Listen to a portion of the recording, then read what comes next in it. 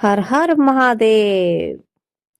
Hello hi नमस्कार welcome to our new blogs little Kuber mini blogs ଆପଣମାନଙ୍କୁ ଅନେକ ଅନେକ ଶୁଭେଚ୍ଛା ଓ ଶୁଭକାମନା।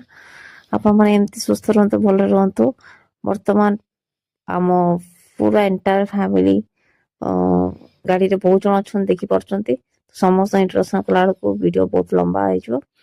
ତ ବର୍ତ୍ତମାନ ଆମେ ସମସ୍ତେ ବାହାରିଛୁ ପୁଅକୁ ନେଇକି Kapilash. Karanjia to Kapilash long distance, ଘରୁ ବହୁତ ଲେଟ୍ ହେଇଗଲା।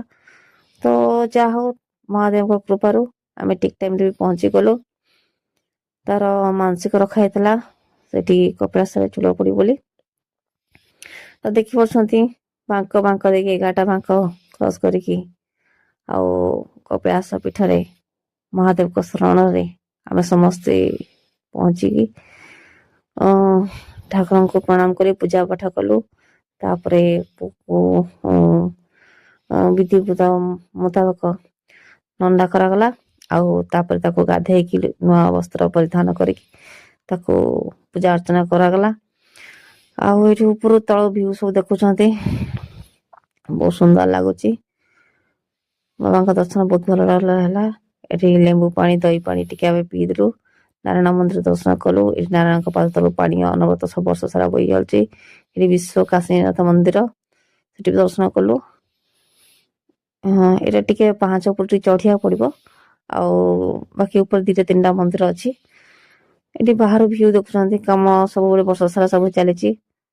ଆଉ ଟିକେ ସମୟ ପାଇଁ ଏଠି ଫଟୋ ସୁଟ କରିଦେଲୁ। ଏଠି ଉପରୁ ଦେଖି ପାରୁଛନ୍ତି ତଳକୁ ନଣ୍ଡା ପରେ ମୋ ପୁଅ କେମିତି ଦେଖା ଯାଉଛି, ତା ଅଜା ସହିତ ଗୋଟେ ବିୟୁଟିଫୁଲ ପିକ୍ଚର କ୍ଲିକ କରିଛି। ତାପରେ ବର୍ତ୍ତମାନ ହଉଛି ଆଗ ଗାଡିଟା ଦେଖି ଜାଣିପାରୁଥିବେ, ଆମ ଗାଡିରେ ସବୁ ଅଛନ୍ତି ଆମ ୟଙ୍ଗଷ୍ଟାର ଦିଅର ମାନେ ସବୁ। ଏଠି ଅଜା ମାମା ସହିତ ଏଇଟା ଏକଦମ ଚିଲ ମାରୁଛି। ତାପରେ ଆମେ ଆସି କପିଳାସ ଫ୍ୟାମିଲି ହୋଟେଲରେ ପହଞ୍ଚିଗଲୁ। ଖାଇଦେଲି ଲଞ୍ଚ କରି ବାହାରିଲୁ ପୁଣି ଜୋରଣ୍ଡା, କାରଣ ସେଠି ଆମର ସେକେଣ୍ଡ ଟ୍ରିପ ଥିଲା।